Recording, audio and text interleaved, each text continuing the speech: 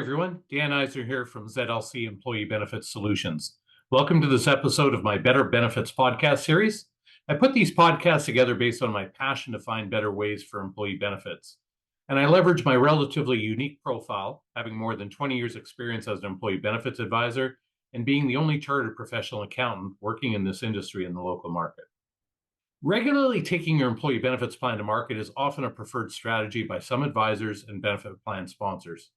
However, there are some things to watch out for when you do this. There are hidden issues and risks. In this podcast, I want to highlight those key considerations so that you aren't surprised the next time you market your plan. As always, I'm going to give you my thoughts, but I'm really interested to know what you have to think. So let's get started. So arguably the most commonly used strategy by many advisors and benefits plan sponsors to manage their employee benefits plan costs is to regularly market the benefits plan. The idea is simple. Have the various insurers compete for your group benefits business, as you may do with any other area of your business. At the end of the day, you look for the insurer that offers the lowest apparent costs. However, you need to be careful as things are not always as they appear. Let's focus on a couple things that you need to be aware of. So first, discounts. It's not surprising that insurers will try to buy your business by offering you discounts from their normal pricing. What is surprising, though, is the lack of transparency from them around these discounts because insurers don't proactively disclose them, and the impact usually comes to light at future renewals when rates go up significantly. Look, it's not unusual for vendors to offer up discounts, and plan sponsors will see this in many other areas of the business, but carriers will not disclose them, so your advisor needs to tell you what they are and figure out exactly how they work. Secondly, reserves. So, insured benefits plans require certain underwriting reserves, the most common of which is the incurred but not reported reserve, referred to as the IBNR. So, what is it? So, in the event of plan termination, this reserve is needed to pay for claims submitted by employees after the policy termination date that were actually incurred prior to the termination date. There's always some runoff under the plans. Sounds simple enough, right? And it makes sense. However, insurers never factor those reserves into their initial quote. They rather build those reserves at the first renewal, often causing an additional an unexpected 8 to 12% increase to the extended health and dental benefits. So as a plan sponsor, you need to know that these costs will load at the first renewal on top of any discounts that may be unwinding, and on top of normal anticipated inflation for the coming year. Those things add up to what I like to call the marketing whiplash. Now let's talk about a couple of factors that will drive the long-term sustainability of any quotes that you receive. First is manual rates. So these are the rates quoted, for life and long-term disability, but they don't often match what the underwriters truly want in the background based on the employee demographics. Underwriters look at things like age, gender, occupation, and industry risks. Now, the underwriters know what they want in the long term, but the carrier is going to quote what they want to win the business.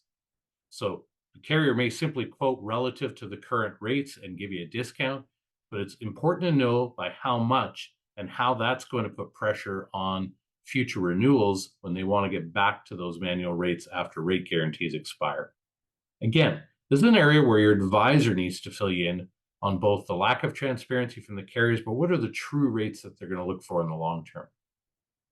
The next area is expense charges. So insurers will provide quotes for extended health and dental that may be significantly lower than the current charges. I've even seen quotes that are less than the actual claims. However, when you consider that your employees are not going to be changing if you change carriers, and most often your plan design is not likely changing, so why would the underlying claims change?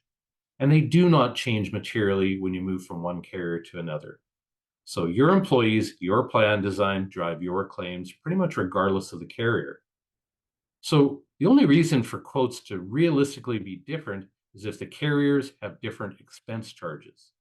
It just isn't possible in the long term for quoted rates to be lower if those expense charges are not lower. So your advisor needs to confirm to you what those expense charges are and how they compare to your current. Okay, one last thing to watch out for.